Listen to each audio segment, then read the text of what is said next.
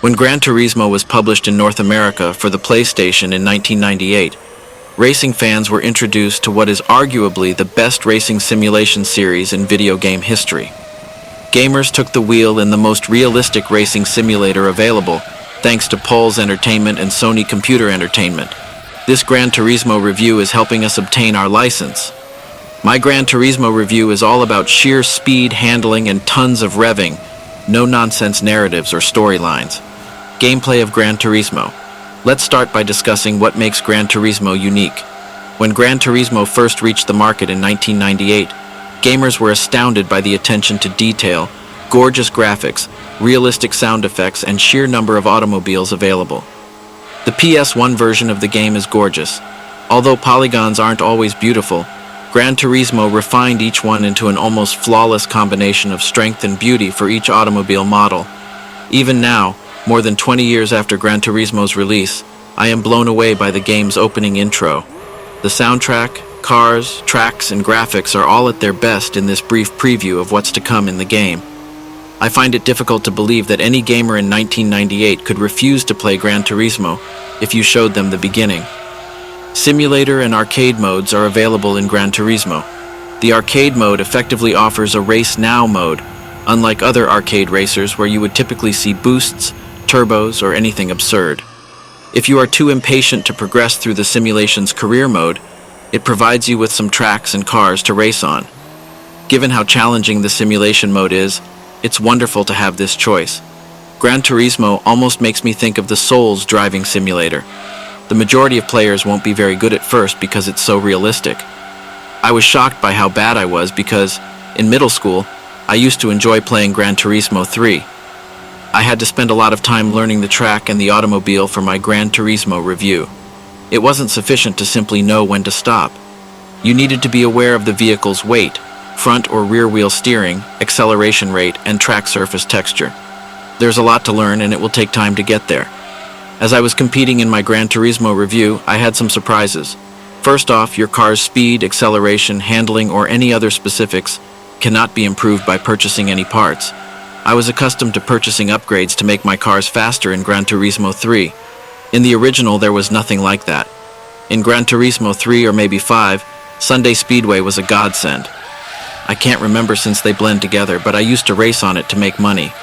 Gran Turismo doesn't have any easy tracks, although upgrading to better cars is a simple option. There are beginnings, but winning is far from certain. Gran Turismo requires the constant acquisition of additional licenses, championship cups, and opportunities to compete on various tracks. I had the most trouble getting new licenses. It's a driving test for various cars.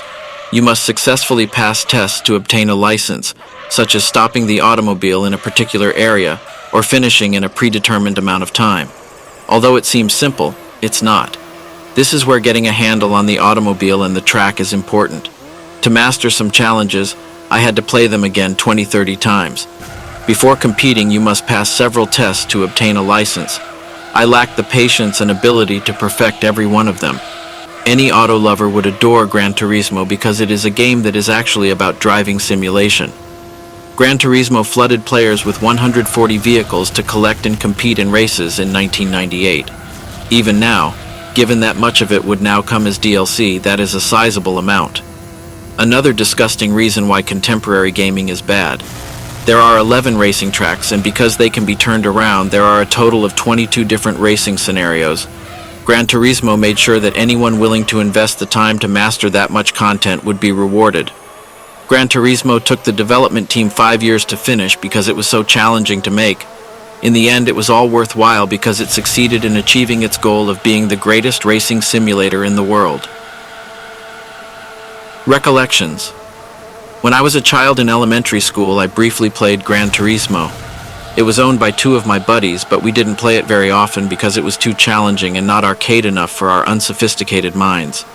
I requested Gran Turismo 3 from my dad, then subsequently Gran Turismo 5, which I have many wonderful memories of playing. Gran Turismo is beautiful, and I was in awe of how well the PS1 handled it. Gran Turismo wasn't as captivating to me as 3 and 5, but I did my best to give it a fair chance. I played it for a week, repeatedly trying to acquire licenses. and win courses. Gran Turismo isn't for the faint of heart, but I would have persevered more if I had an easy route to race on or a clear path to improvement. Gran Turismo review rating. Gran Turismo will amaze you at every turn with its graphics, audio, automobile models, and sound effects from beginning to end. The amount of information in gameplay is exceptional, but because the game is challenging, most racers won't succeed in crossing the line first. The rating for Gran Turismo is 8.8 out of 10. What would you say in your review of Gran Turismo? Which vehicle would you like to drive? Did you have any issues getting your licenses? When Gran Turismo originally came out, did you play it? I'd love to hear your opinions on Gran Turismo, so please share them with me.